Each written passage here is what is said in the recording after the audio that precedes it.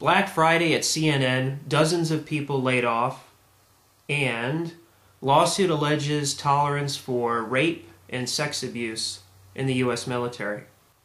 Now, the first story is something that, when I read, I have to say I felt a little bit of happiness, because whenever there's layoffs at any of the major networks, it's actually a good thing, because it means that they're actually losing influence. So, the story goes, layoff notices are being handed out across CNN today. Photographers, editors, and other staffers in Atlanta, New York, Washington, D.C., Los Angeles, and Miami are being let go. In all, at least 50 positions are being eliminated, as many as 12 staffers in the Washington, D.C. Bureau alone, 4 of whom are longtime photojournalists. Now, CNN has always struggled to deliver the truth in its reporting. There's been many times over the last 10 years where they've been caught grossly skewing stories to suit whatever political agenda that they have, because they always seem to have one. And I remember there was a guest on Wolf Blitzer's show a few years back, and Wolf Blitzer was going after this guest. And the guest had pointed out that Wolf Blitzer was a lobbyist for AIPAC for, I guess, a number of years. And AIPAC is the American Israeli Public Affairs Committee, I believe is what the acronym stands for. So, if they hired somebody like Wolf Blitzer who's worked for AIPAC, one can only imagine the professional careers, or where these other journalists that have worked or currently are working for CNN, where they have worked.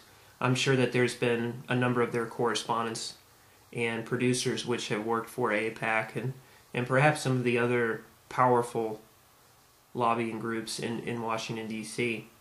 So, now the next story is about a lawsuit that was filed against Donald Rumsfeld and Robert Gates about rape and sex abuse in the military. And this is really a big problem in the military. This is something that I've been following over the last couple of years, is the rape and sexual abuse of females in all branches of the military. And it just seems to be getting worse. I remember back, I think it was in '97, there was an Army captain, I think he was maybe 30, and he was one of the senior officers at one of the bases in the South. I want to say it was in North Carolina, or maybe in South Carolina. And he had used his position to coerce or intimidate young female recruits who were 17, 18, 19 years old into providing sex for him. And there was something like, I think it was 25 or 30 women that came forward about it. And this is like 13, 14 years ago. And the military is far worse now than what it was then. I mean, I don't think that could be argued. Of course, there are people that would argue with that, but there's just too much coming out about it.